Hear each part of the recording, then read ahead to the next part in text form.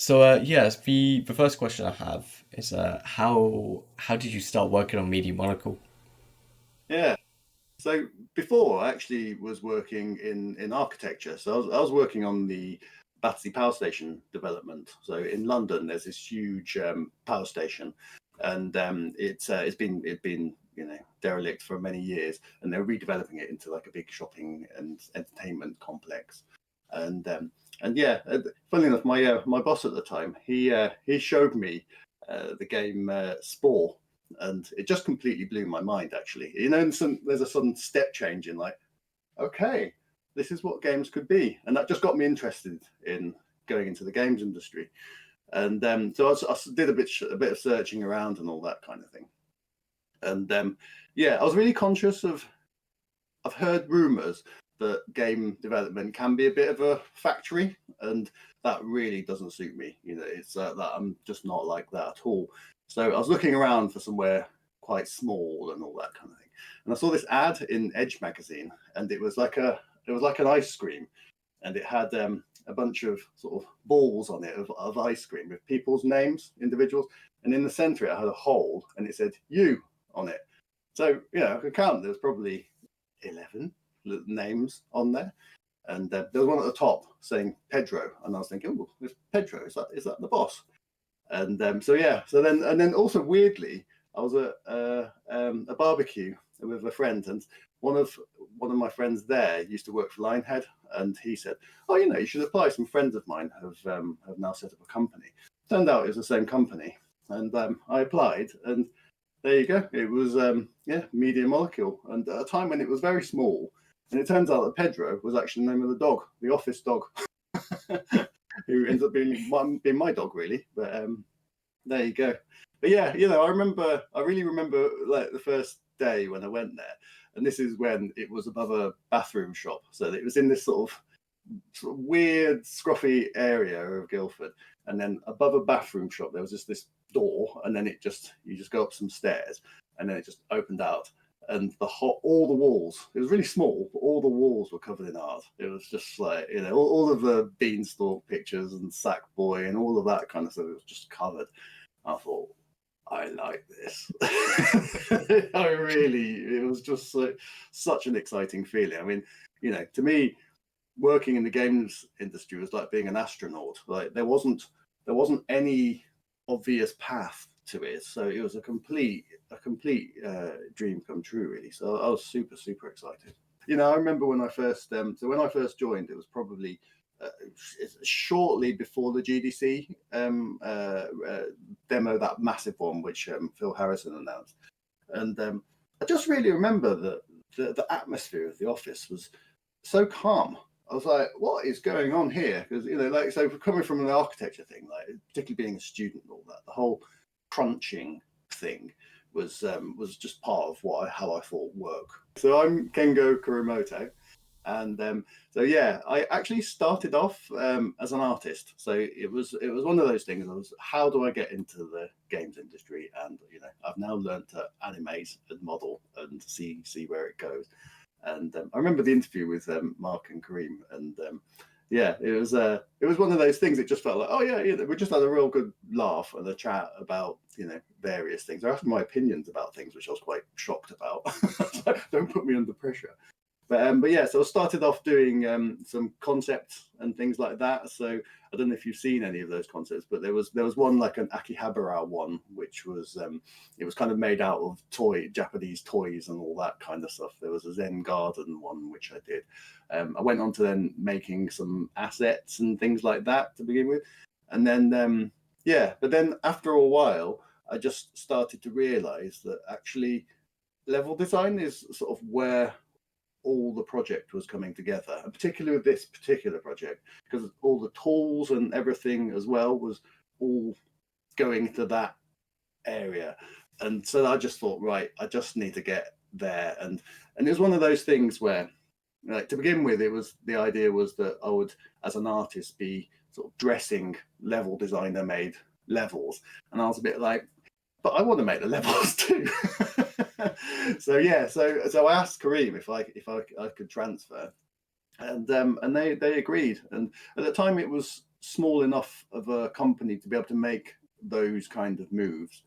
And and it was it's definitely some of the stuff I made to begin with was quite rough. I mean, they were at the beginning of the project, we were sort of more making just mad contraptions and things, and because obviously we didn't have all the tech then. I mean, some of the tech was quite basic. So I remember making this catapult thing. We had the piston there, and obviously had no graphics or anything like that, and it was just sort of these vector blocks that you can make physics shape out of, and it was just firing out things. We didn't have any switches or any of that kind of stuff. And so I was making switches physically so that you could sort of stand on something and there'll be a hinge which then released the catch, which then fired the thing. But things like, to balance it, you just have to make a massive bit coming off the back of it so that it didn't sort of tip over and all that. So, but yeah, I think they liked that kind of mad inventor ideas that we're coming up with. But obviously, as time went on, we then had to start to make actual serious levels and things. And and I ended up working my way up. I was quite organised with my work and things like that.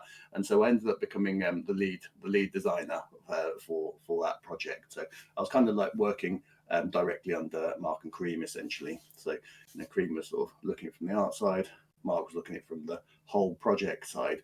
And it was, my kind of motto was anything it takes, let's just do anything it takes to make this brilliant was kind of my angle. So, and that's kind of been the relationship I've had with Media Markle. It's just been a case of, right, okay, what needs doing? And they're a very ambitious company. So it's one of those where, it's, you need someone to have that kind of oversight amongst all the things going on, and mine was particularly within the content side of things, which was amazing because you just get to see the whole thing, and also just work with really, really amazing people. Like I remember when we were sort of going towards the alpha stage when we were supposed to sort of ship and get all the content and things. We're like, okay, so we've got this much content, we need a little bit more, and then I suddenly thought, there's a lot of people, these people are making great stuff, but they tend to just sort of make it, get bored of it, and then just, make or move on to something else. I was like, right, everyone, show me what's in your bins. I'm going to go around rooting through all your bins. And so I went through, and there was just some absolutely brilliant stuff which people had just sort of forgot that they had. And so that was definitely a big part of making more content. And so it was kind of like down to me and amongst, with Kareem and people then to integrate that into something coherent. So I guess that was kind of like my main role in the end. But it was very fluid. It wasn't like, you do this and I do that. It was definitely something where played a part in the art, played a lot of part in the actual system of things, like all the switches and layers and all that kind of stuff. And it was, but that's how I like it, and it just felt like very intensely creative. I mean, it wasn't even that long when you think about how long it actually happened for, but it was definitely got a lot done. Yeah, no, it's only Media Molecule got founded in 2006, and then the game released in 2008. Was only it's only, I say only, it was 2 years. It's a while, but yeah, compared to, if you compare it to how long ago it was, yeah. Yeah, it's mad, isn't it? Very, very, very fond memories. So so just going off the back of that, were you the level kind of director then? Absolutely, yeah. So like sort of my team was the level designers specifically, but we kind of but obviously there was a lot of cross fertilization and all that. So Fair enough. Okay, cool. Because I on the website that I looked at, it listed you as level designer, which obviously still level designer, but yeah, level director. It's kind of, yeah, cool. lead. My actual official title was level design lead, I think it was. They tended to shy away from the word level design at Media Molecule because it wasn't just the levels we were doing. We were doing like all the tools, and not all the tools, but we were sort of specifying what we needed and stuff like that. So they went for a more general term. So yeah, lead level design, no, lead designer it was. So there's one that lots of people want me to ask whenever I interviewed anyone from Media Monocle is about the Cyclops. So what were the plans for the Cyclops? So the Cyclops, that was actually done all before my time. The thing I know about it was that it pretty much was just a video concept. So at the time it was kind of like, so you know, the Yellowhead demo, that was the kind of playable demo core bit. But this is when they actually applied to Sony and all that kind of thing. So obviously you then say it's not going to look like this. It's going to look like this. And so the Cyclops design was came from that. So I don't think I ever saw any actual levels made with it. I think like it definitely was always designed so it conceivably could. So it was kind of very simple kind of blocks and things like that. And so yeah, it was always done with that in mind. But yeah, it didn't make it into the actual game. And I think there was a distinctive shift from so before it was kind of like based on fairy tales and things like that, like the Jack and the Beanstalk and all of that kind of thing. And it kind of made a move. I know that Kareem was really desperate for that to be in. And I think it is a shame, actually, that some of that thing was lost. But it sort of moved more in towards a world theming, which I think was very strong, actually. It was, funny enough, in my first interview, I remember Kareem and Mark they clearly had a disagreement about something, and so they asked me what I thought, and essentially Kareem was wanting the game to be sort of set in a fantasy kind of world. So, all the backgrounds and things like that, they were going to be all these crafted backgrounds as well. Whereas Mark liked the idea of the English country garden. He liked the idea that it's set in the real world, but then you've got sort of cardboard things in it. And I can't even remember what I said. I think I was just so shocked that they asked me. I sort of said, "Oh, I quite like both." But I think, in retrospect, I think it's stronger. What we end up going for, I think the juxtaposition of the styles of reality, the context of reality, and the things that you make is much stronger in that. So I think Mark was right, and I'll say. Gotta hope Chrome doesn't see this. Yeah, exactly. Gotta hope Chrome does. Yeah. I'm Yeah, so definitely that. I remember all of that, Jack and the Beanstalk and all that kind of stuff was from within that original thinking, in terms of like it's all like a fairy tale type thing.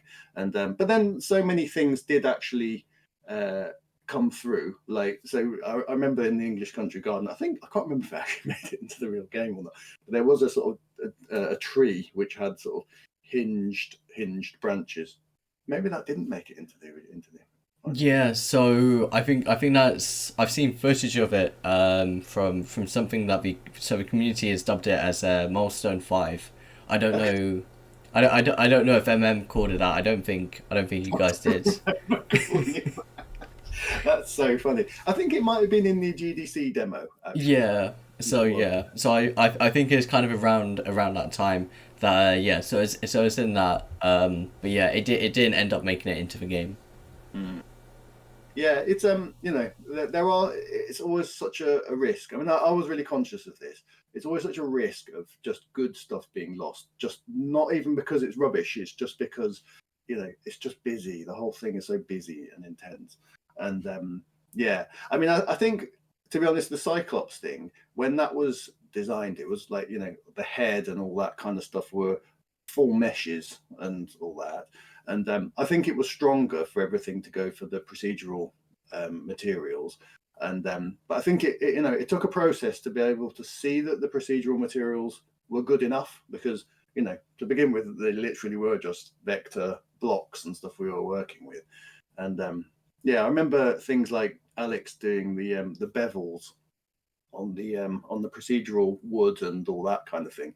He had some kind of, I can't remember. Oh, that was it. You could sort of define what the bevel was by its cross section and all that kind of thing. And there was a certain amount of squidginess in there and all that.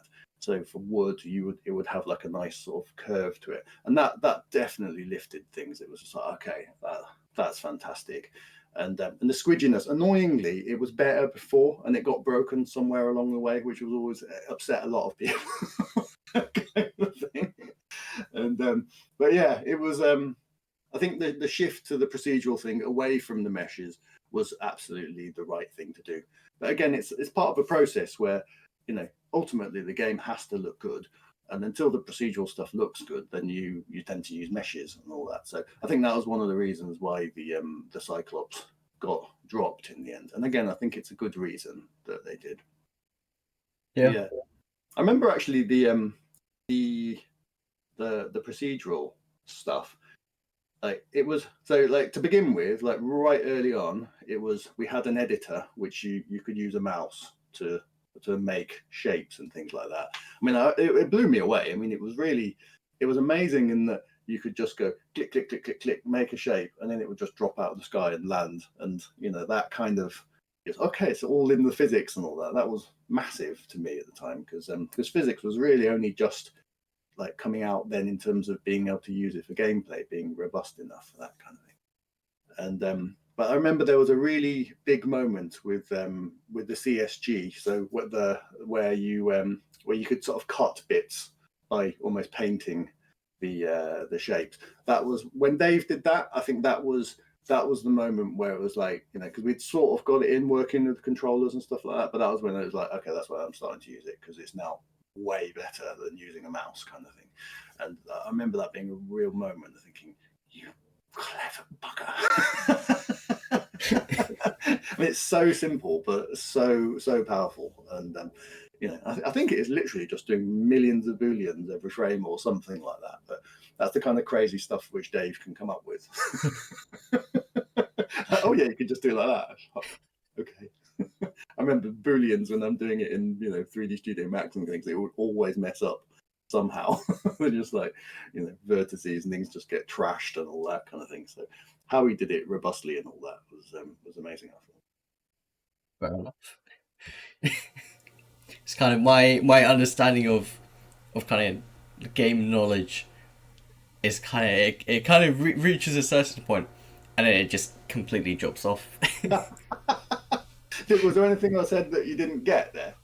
I'm gonna be honest, probably about 60% of it.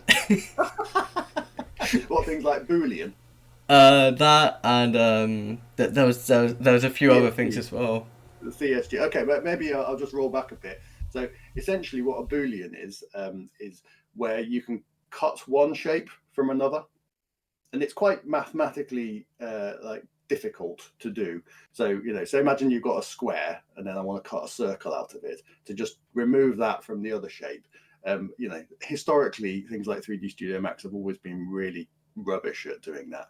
And what will happen is that where it cuts, there'll be some of the polygons and things will just be in the wrong place, or they'll be missing altogether, and all that kind of thing. And the thing with Dave, what he did was that before, when you're making shapes and things in LBP, you would just literally click the points you want, and then that would be your shape. So what Dave did was made it so that, okay, so now you can have a square, and then you can just move your square through it, and it'll just cut things in half. Like that's so you know how it is when you create stuff, and that might just seem natural. I mean, it is natural, and that's what's so good about it. But at the time, it was absolutely revolutionary in terms of what we had to work with before then. So yeah, it was very clever, and but I think what definitely made it simpler is because it's actually only 2D. It made the calculations much simpler, and it means that you can then do it in real time, essentially. Fair enough. Yeah. Stop me if I get too nerdy, because I am a nerd. What were the plans for the beach theme, and kind of more specifically, what would each level and the boss fight look like? What was it? What was it going to look like? Yeah, totally. So, I was thinking about this just recently when I was talking to a game dev guy, and he was just saying, "Man, like we're never gonna have time to do all this." And actually, interestingly enough, there was 12 themes planned for LBP, the first one, and within each theme there was three sub themes planned. So it's actually 36 themes. That was the original goal. We ended up with 8. so so they so of each country, there's things like Japan and England and all that kind of thing, and then so the seaside theme was one of the sub themes of England. And I remember I made some levels for that theme. There was I remember 2 in particular. We were using the jetpack quite a lot in there, and it was to make it look like we were underwater. So it was supposed to be like you were sort of swimming in a way, and it sort of felt like that. It had things like squid and things moving along. They were quite cool, actually. I was quite pleased with those. And then one of the other levels was it was like a kind of, imagine like loads of, this was really, I don't, there might be some images of it somewhere, but imagine like loads of rollers. So it's a bit like a log flume. So there's a physical rollers, and I remember it had the Japanese Great Wave stickers on it, so it looked like wave. And then there was a ship which would just sort of roll along those rollers.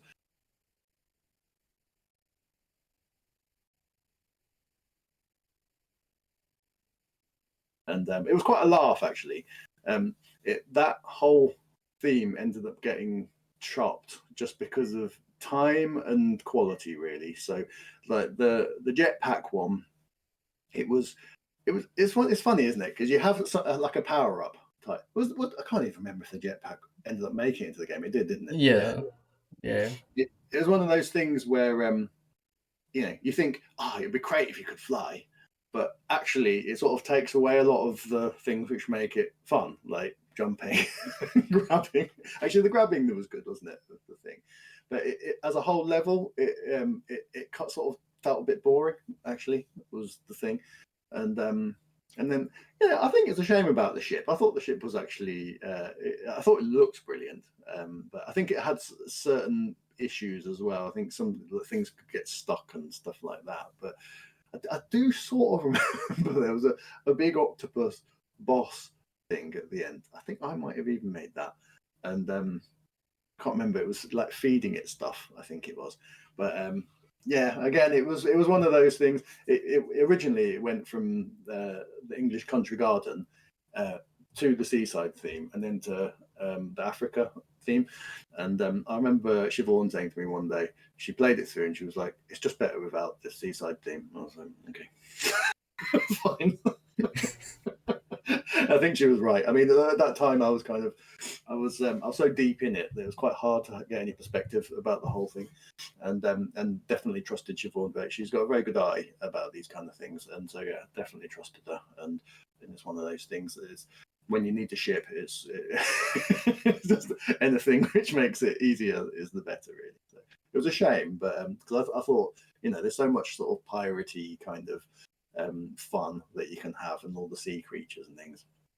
I think one of the things actually which did, I felt actually it was more actually for the Japanese themes, but there was a lot more kind of gross stuff, like sort of fish heads and stuff like that.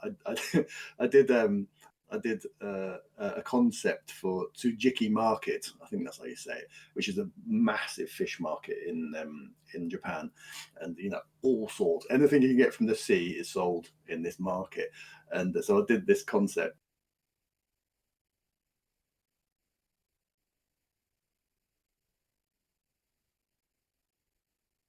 for that thing, which had just sort of massive crabs, and we had it so that you could make wobbly, like physical wobbly fish, so the mouth would move and eyes would wobble and all that kind of stuff, and it was all quite gross. And I slightly sad that slightly darker angle didn't make it into the game. It was I think again it's one of those things. It wasn't that anyone was against it, it just sort of got lost in the whole thing.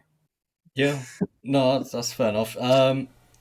There's two things I want to go off on that with. The first one being that the PSP game, the story for that gets quite a bit of attention for its kind of more darker themes. And then talking of themes, so was there was there going to be like 3 levels for the garden themes, and then 3 levels for the beach theme, and then 3 levels for the Africa theme then? Yeah, 4. Do you mean 3 themes, 3 sub themes? Yeah. When I say themes, I mean not so much levels, but it's sort of like, so say you've got Japan as a country, then there was going to be the Zen Garden, which made it into the game, and then there was going to be Akihabara, which is the kind of super technology kind of thing. I can't remember what the other one was, but and then so it's sort of like a total different look. So it would have had a different background. It would have had this whole set of assets and all of that kind of thing, and also levels with it as well. So like we were never going to make that many assets. So yeah, that's what I mean by sub themes. Fair enough. That, yeah, I don't know. It would have made the game longer. So Yeah, it would have been nice, but at the same time, running out of time and stuff. Yeah, so many that's fires fair to enough. light, yeah, for sure. Oh, to be fair, the beach theme got really. So obviously, I know about the other levels coming to the game, but the thing about the beach theme that interests me so much is how late on into the development it got struck. Because like there was a background art for it, and Yeah, there was music done for it that later got released as DLC. yeah, Um, yeah. but yeah, we never actually. I don't think we ever saw any levels of the beach theme, whether that be in any showcases or anything. Yeah. Don't think I've got any videos of that. Yeah, I'm sure we did. We must have recorded some of it, but I don't know where it's all gone. I know that you guys going a bit off topic here. I know that you guys not imported or like got other studios to come in and work on the levels and the kits and skins and stuff. Did you have any part in making any of the levels for the DLC? Think the main ones we worked on were the MGS, Metal Gear Solid. Yeah, that was a really big one. I remember that was really well because it was, we started that after shipping Little Big Planet, and we were all knackered. It was hard work by the end of it, and so there was a sort of funny atmosphere in there. And I think the code team were all really focused on just server stuff and all of those kind of million things. I remember not getting much code support for it, and we've got this amazing opportunity to work with that franchise. And so we were sort of doing. We had a bit of the searchlight stuff because that was quite simple to just change the sensors to have like an angle to it and all that.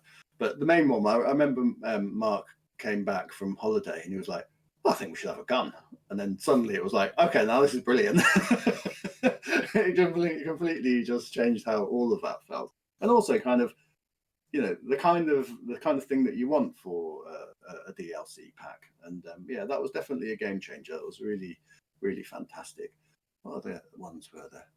I remember actually doing some concepts for Disney, and so there was a whole thing about we can work with Disney. And I remember that I think the guys, they all went off to actual Disney World or wherever it was to go and pitch it. And I did a Steamboat Willie one. So you remember the original Mickey Mouse thing? I recreated that with Sackboy. So we did all the costumes and stuff like that. That was really cool actually. And then and also did a Wall-E one as well. And I think it started off as a box, and somehow I managed to sort of get it so it all folds out into Wall-E, and I'm really proud of that. Yeah, so then we ended up getting that deal, and that was cool. So like when I first started, you could have as many. There wasn't even layers actually. You could just place things. So the way that the physics engine worked, it was 2D, and as long as it had a certain amount of into the screen thing, like it does now, but you could place them anywhere, and which was cool. We got some really nice effects, and one of I think there was a prototype. It might have even been still in that kind of the sort of fairy tale theme, where you could sort of go up a hill and then you sort of keep jumping and keep jumping. You keep going further and further into the background. And I remember one day, Dave came up to me and goes, "You know, the number of layers. Like, how about if we had 3?" And I was like, "Okay," and thought about that, and I really could see what he meant about that kind of thing, because we didn't even have the actual idea of layers actually, because you could place them anywhere, and just being able to snap them into those places, it was like, okay, that I could really see. The only thing which was a problem was that I could totally see why that would be a good thing. You lose the depth, but actually the backgrounds give you the depth, so is that so much of a problem? And then, but one of the issues was about the thin cardboard. It's like, oh, we're going to lose that, and that was quite a big part of the visual. It was used everywhere, and I was really conscious of that. And that was where we came up with the thin layers idea, and that was, you know, that was really, it was a real proud moment there, because it was one of those things where it started off as a bit of a hack to try and how do we get into, you know, get that visual of the thin cardboard. But actually, just having them in between like that was, it just, I don't know, it just made so many possibilities as a consequence, whilst also remaining really simple. And just the way that it worked with the controller of just changing the thicknesses and things, it just felt completely natural. So I think it was a combination of inspiration and massive fluke. I think that yeah. And then there was other stuff where there was so things like, imagine we had I can't remember if I don't think it made it into the game. I made this Akira motorbike, you know, the red motorbike in Akira. I don't know if you've seen the anime. I haven't. That's a classic. That from my childhood, Akira was one of the best sort of Japanese animation things. It's just sort of like future cyberpunk city before all the cyberpunk stuff happened, really. And there's this amazing bike, and I sort of made it out of a stiletto and sort of 2 pool balls, and I think it had a spoon on it to sort of hold the wheel and all that kind of thing. But the thing with the stiletto is that if you sort of jump inside, you need to be able to stop someone from jumping through the front of it. So then there was another 2 thin layers inside that, and it was so there was kind of like within the layer system there was another layer system which we only use for dev purposes. But I think I remember someone saying that they managed to hack it or something, and they were saying, "Oh yeah, it's not like 7 layers; it's like however many if you count those." And I was thinking, "Oh no, I've broken that." There's a layer glitch. So I'm not 100% sure how it works. When it comes to glitches, I'm not really on that side of the LittleBigPlanet community. I guess another big thing which we lost was the creative element within so we used to have creative challenges, and that was always a really big part of the game. I remember Mark was like desperate for that. It ended up getting removed in the end. Just, I think what happened is that early on in the game, the creative tools were less powerful, so you could sort of, you know, build stuff, but you couldn't just sort of delete half of the layer, the level, and all that kind of stuff. But as you sort of went into the edit mode and all that, they became too powerful to be used in gameplay. So the original thing we had was it was like a material called like the creative material, and what you can do is lay it down in a level, and only when you stand on that can you then use the poppet in them to make stuff. And that was kind of like a way of making it less powerful, so that you can then not just delete the whole level kind of thing. And then the sort of limited thing, like we sort of went down the route of having it so that, you know, we could then combine things with Poppet, but not be able to, say, for instance, actually lay down wood. So imagine you've got like a catapult type thing, and then you've got somewhere else, you've got some wheels, and then you can attach that to that. Like, I think we had the idea of magnets or something, so you can combine those. And I remember talking to the designer, saying, you know, come on, let's give it a go with these levels, creative challenges and all that kind of stuff. And I would always give that sort of, you know, catapult with wheels example, and saying, oh, you know, there's loads of ideas, and they were like, Give me another example. And that was really the only example I had. And it was one of that kind of thing, and how actual fun is that. And I definitely very, very much trusted these guys. They really knew what they were doing.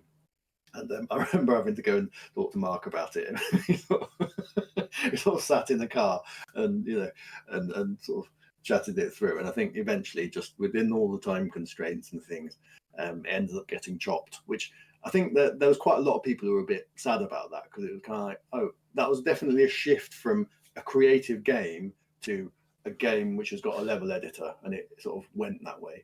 But I think that started much earlier, in that when the tools just started getting more powerful, because like the original concepts and things were like, if you want to paint something, you have your character and you'd have like a big paintbrush, and it would you'd paint it like that. But as soon as you start using Poppet and it becomes more like an editor, you can't do that kind of thing. And again, I think it was the right decision in the end. And then madly, Sumo did it with LBP3. I actually haven't played any of those, so I don't actually know what they're like. But from what I've heard, they did a really good job of that. And so, hats off to them. And I remember visiting their studio at one point when they were sort of mid doing all of that. And they said, oh, yeah, we're going to have creative challenges. And I was like, we tried that and we failed. Good luck. And they pulled it off. So brilliant to them. Hats off to them. So, and again, I think, yeah, that's cool. But yeah, I think they were the really big ones in terms. Yeah, so there's things like the layers, establishing all of that. Yeah, other than sort of tweaks and things, they were the main ones. I think I'll probably think of something massive later, but it's they're the ones which come to mind. It's been a thing which Media Molecules always try to do, is creative stuff within the gameplay, and it's really hard. And I think actually maybe with AI and things like that, I think that might be the game changer to this. But the thing which was always the tricky thing is how do you measure creative? So when you've got a challenge, because that was the thing, is that when we were doing those challenges, there was always things like, okay, so you need to get over this wall, you've got this amount of resource. So early in the day, that is a big thing actually. Early in the day, we had a concept of resource, and those the score bubble type things, that used to be actual materials. So, and you used to have to go and collect it. So the way that you could make levels is that you collect material from other people's levels, and then that's what gives you that thing. And then some materials like gold are really rare and all that kind of thing. So there was originally going to be a kind of like almost like an economy of materials and things. I think we ditched it in the end, just because it's like, imagine you're making a level and then you just suddenly run out of things as you're about, I've got to go and play the game now. And I think that was the thing. And again, that was one of those things where it shifted away from a sort of creative game into more of a level editor with a game kind of thing. Again, I think that was the right decision in the end. And I remember when we cut that idea and went for those score bubbles, it was like, it's like you sort of remove the point of this. And there was also I wanted it so that you get the tools as you play through the game. And so things like even the sort of part of the sort of structure of it was designed around that, so that things like the pistons and all that kind of stuff, the idea was that you see it in the game, you get to play it, and then you, as a reward for playing that level, you get that piston kind of thing. But I think through various play testing, people just said, I want all the tools straight away. And initially, conceptually, I felt like that was weaker, but in terms of practicality, I think it was the right decision in the end. So there's a whole bunch of stuff like that, which at the time felt like I was so sad about it. Afterwards, it's like, that's fine. Ultimately, people just want to be able to make stuff, and you don't want any limits on that kind of thing. So as soon as you start putting artificial limits in, it's really annoying. And I think we had some where like the meshes could only scale up a certain amount, and is that still, I can't remember, but I remember that really upsetting Kareem, that you could get a small thing and then scale it up for the whole level and it would look rubbish. And it's like that's supposed to be a real world object, and now it just looks like a massive stretched blur kind of thing. So I think they impose limits, but obviously if you're scaling it and you want it a certain size and it suddenly stops, that's really annoying. So there's always this balance of these things, because you just don't know how people are going to use it. And like generally we would go for just empowerment always wins kind of thing. I remember actually another thing which I really wanted was when you complete a level, to be able to get that level to play with it. And that is a bit of a regret for me that I didn't push for that. The argument against it was that everyone will play it and then republish it, so you could just republish the last level and all that kind of thing. There was one other thing which I really remember in terms of a big step change was the materials. So that was, like, to begin with, when I got there, actually there was a whole bunch of stuff. So I was saying all the blocks and things that you make, they were just completely plain sort of polygons kind of thing. And then after a while we had the visuals and things for them as well. But the really big one, actually, the weights of the of the blocks were done in inverse density. And this is a very Dave thing, where apparently it's easy to make something infinite mass if you have inverse density rather than just density. So things like polystyrene, I think it was something like 100,000 you had to type in for the weight of polystyrene, whereas something which was that dark matter stuff which just sort of stays where it is, that was density of 0. And somehow that made sense in Dave's mind, but for all of us, we were like, okay, that's mad. But I think in terms of physics and things, I think it was good for him. Going back to the dark matter, you said about dark matter, and then that just springed up a little question in my mind. So lots of creators in LittleBigPlanet used I don't know I don't know at what point this got realized that you could make at least the dark matter in LittleBigPlanet 2 really, really small, to the point it was invisible, and you could make it into like an invisible wall, or you could hold objects up with it. Did you guys ever do that for any of you, like, story levels or anything? Yeah, look, right at the beginning, the idea, so we didn't have dark matter right at the beginning, and also until we got Dave's thing where you could just sort of draw shapes and things, you had to build everything sort of structurally. So if you wanted to level there, you would have to build legs to it and all that. I think it was such a brilliant thing in many ways, in that, like, I think, like, Kareem, definitely, he comes from an architectural background like I do, and the fact that everything looks like the way it actually behaves is a really satisfying thing.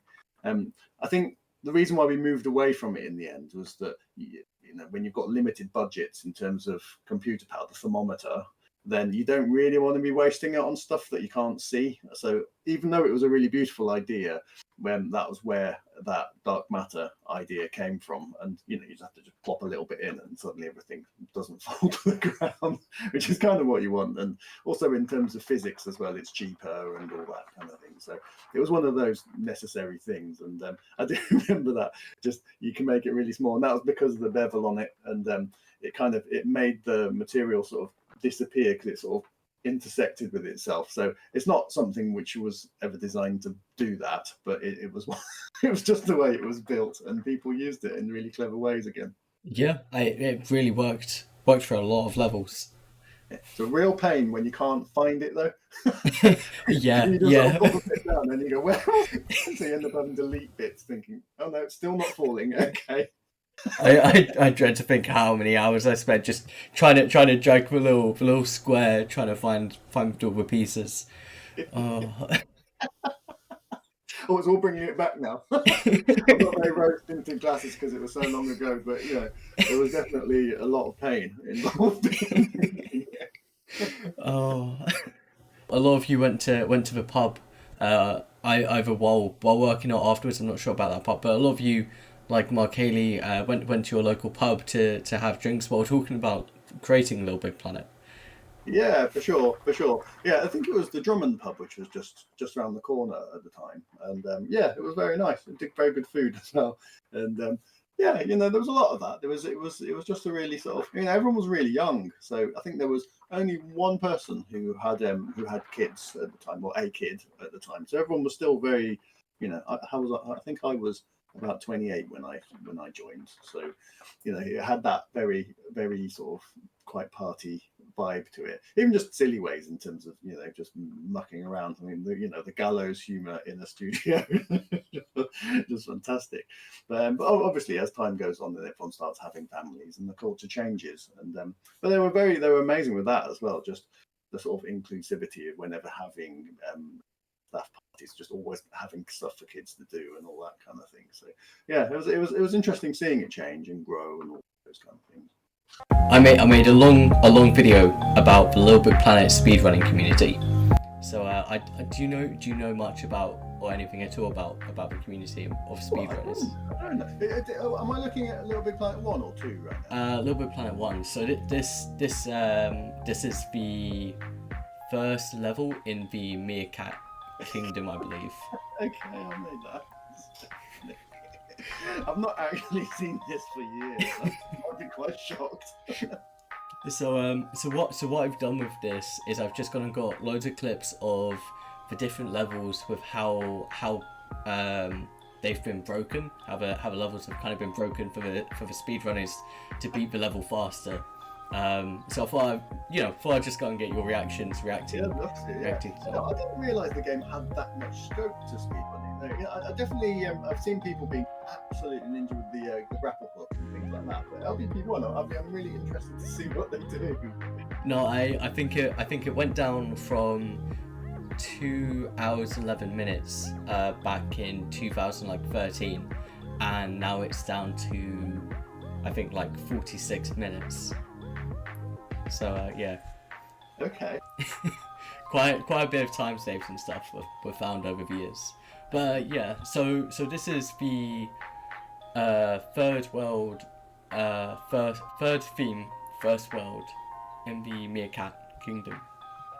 And there's kind of like there's a little part next to this flag that you can get behind, and yeah, I'll let you take a look.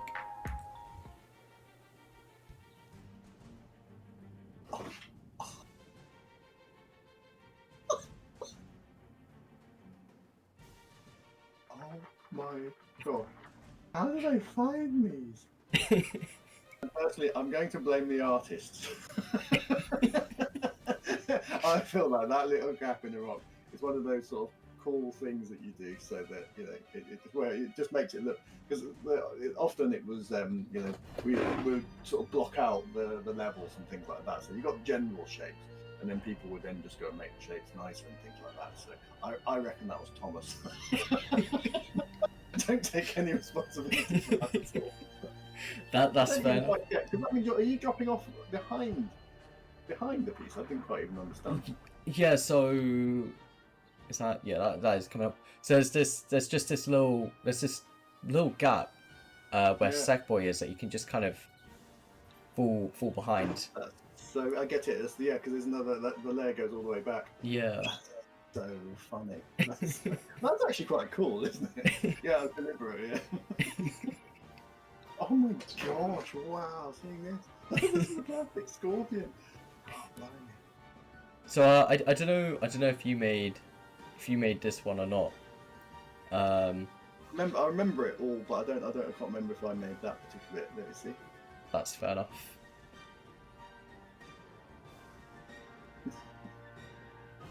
That's the collector. There you go. You can see the work.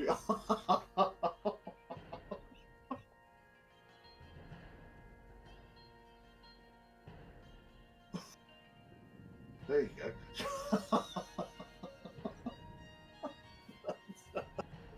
I don't even remember that actual bit. I remember the vibe of the level and all that kind of thing. Mags the mechanic. Mags the mechanic. She was actually named after the accountant in the office.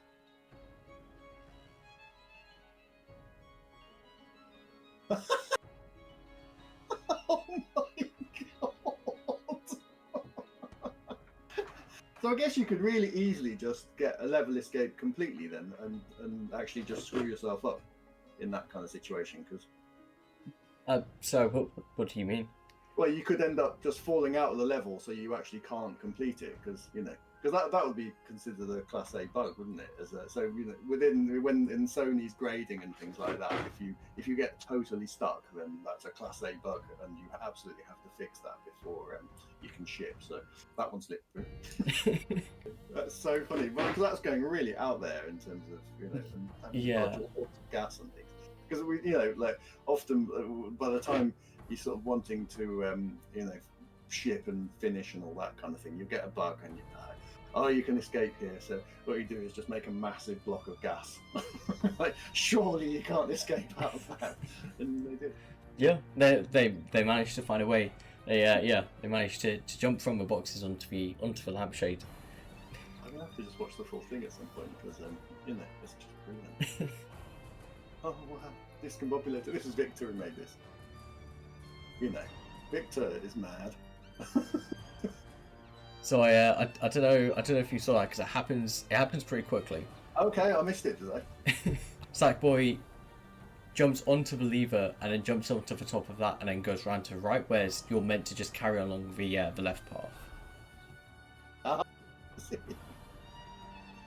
Okay, you're over the top. Oh, I see. Okay, so you just skip that whole bit there. Yeah, and that I mean that. That's very skillful.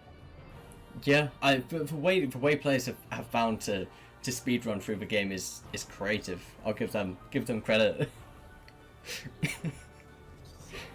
Yeah, I didn't even spot that to begin with. Yeah, no, that's fair enough. It's done really quickly as well. It's like, yeah. And it's not a particularly easy thing to do either. Like they've trained to do it. Okay, that's the end of the wilderness. What?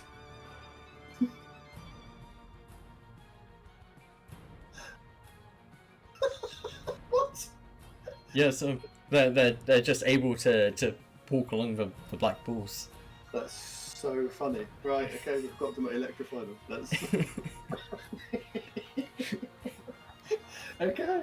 All right. Yeah, I'm sort of going through a double thing because I'm just sort of looking at the levels as well, going, "Oh my gosh, they were like that." It's one of those things where it's both really familiar and also it was such a long time ago. I'm kind of just taken by it all. But yeah, amazing. I think this is the last one. Are these on YouTube then? Yes, yeah.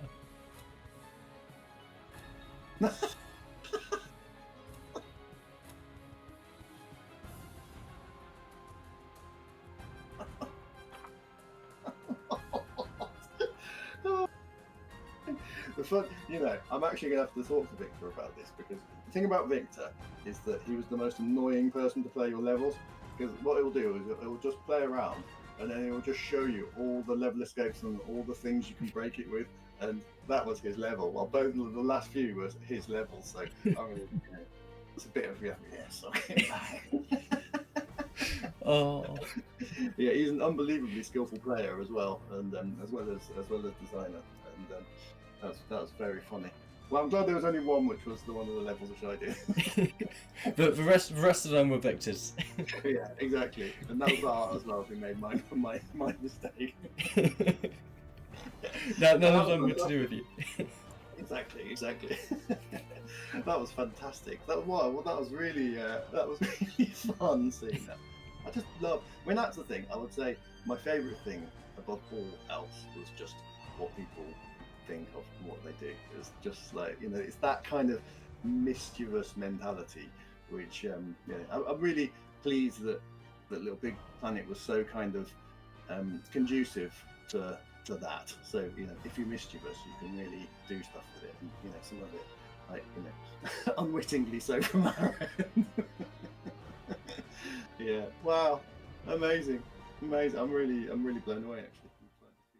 Obviously, LittleBigPlanet. Sony shut down LittleBigPlanet 3 recently, and obviously LittleBigPlanet 1 and 2 got shut down back in 2021. What are your thoughts, feelings on the service shutdown? Obviously, I'm very very sad. It's one of those things where it's just the sheer amount of effort which have gone into, even stuff I didn't know about, into like everyone looks at the levels, but there's the speed running, there's all of those things, and yeah, it's an end of an era. I do get, I get that things need to, come to an end because of the economics and all that. Because I do remember there was a massive infrastructure involved in, all of the stuff of just checking that people haven't made loads of willies and all of that kind of stuff in it. But I do, I think the way they did it was the thing which I think really it's not cool. Like a bit of warning, and I don't know the details of everything. I couldn't really look into it that much, and they were saying technical problems. I don't even know what that means. Does that still mean that you can't just give people a warning about these things? I don't know. I don't know the politics of it. I don't know who made those calls really. So, I guess from my perspective, it's just about celebrating what was done, and definitely will like. I remember, and it's one of those things when you're working on something, and you're sort of doing this, and you like it's fun and interesting and all those things, and then you get these moments and you go, oh, okay, this is what we're actually doing. And I remember when it first shipped, and people got their hands on it, and it was a really mad experience because I was really tired from the whole everything. At the same time, we had this screen, and there were just levels being published on this, and we knew where they were coming from as well. And I think there was one in Antarctica, so somebody was playing it in Antarctica, and it's just like seeing that, and then just seeing the quality just improve as everybody got good, and then things like the community started teaching itself, and I remember like Tom and Spaff, they were sort of like community managers, which we ended up hiring, but the sort of work that they were doing, I don't know, I just think it's the best of humanity, really. And it's one of those things. It's like, look what we can do. Look what we can do, just in terms of sheer volume, as also in terms of quality and in terms of depth. And some of the stuff was so polished that I was seeing, and some of it's just so funny, and like really, some of the really janky stuff was just, it caught something, and I guess it was the sort of the speed that you could create things and not make it into something too polished, and all of that. I feel like that had just such immense cultural value, I could say, as a whole entity. I remember Mark was really into that. It's just sort of, he's really into the kind of the creative collective power of people, and he was an absolute believer in that. Same Kareem as well, and well, actually everybody was in that office. That's something which really united us, and it was just proof. It was proof of it. So something like that ending is very sad, but nothing lasts forever, does it? So but I do I do really understand the sense of betrayal, just in the way it was done. No, it's been really nice thinking about all of this again, because it's life is busy and things like that, and it's easy to sort of forget. And again, that's why I think it's really important to archive this kind of thing. And while we're all still alive, tell Victor about his level escapes. Okay. I'm glad I've made something there for you to be able to rub in your friend's face. Exactly. It's very hard to rub anything in his face because he's so good at everything. So you're gonna cherish this. Yeah, sure. Oh.